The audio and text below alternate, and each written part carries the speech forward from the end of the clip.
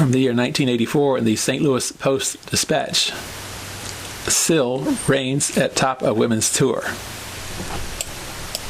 When a daughter was born to the Rispecki family in Detroit some 22 years ago, her father, a fan of the Prince Valiant adventure strip, knew immediately what her name would be, Alita, the lovely queen of the Misty Isles and patient wife of Val. She spends most of her time waiting for him to come home from months-long quests for King Arthur, was an appropriate model for the Rispecki's little girl.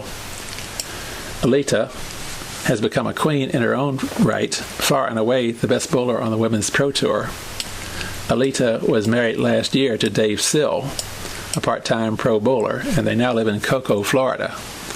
In a switch on the Prince Valiant story, however, it is left-handed Alita who has a singing sword when she attacks the pins every week and is the husband who waits for his wife to return from the wars.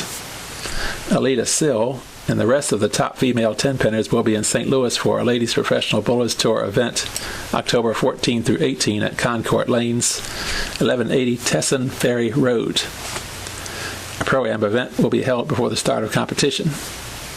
A glance at the results of the LPBT tournaments for the first 9 months of 1984 shows how the organization has provided many great nights for this fair Alita. 4 championships, 3 seconds, 2 thirds.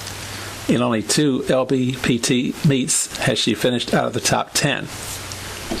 Sill might even do well against the men. She has a 210.2 average for her 509 tournament games, almost 2 pins better than runner-up Lisa Rathjebber.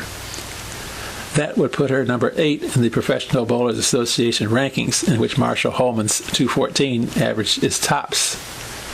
The catch, however, is that in PBA tournaments, Sill would have to bowl more games per day, and fatigue could become a factor. In 1983, Sill won the Queen's Tournament, finished second in the U.S. Women's Open, won a tour event in Dallas, and was named Bowler of the Year.